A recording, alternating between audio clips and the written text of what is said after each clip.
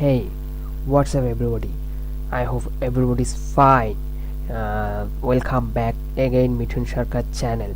Today I am going to show you how to create a responsive dropshipping website.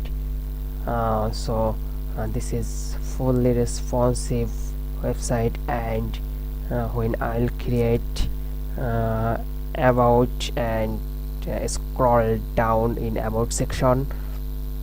After that I will click product list. Let's see, I'll scroll down in a product list and I will click order now.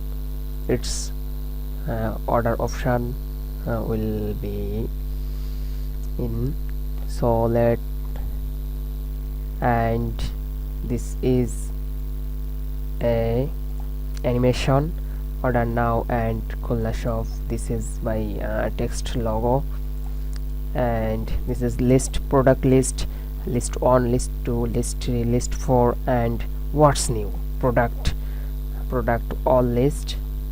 And after that down in product list will be Kulna shop, member about, in Google font, and font awesome icon,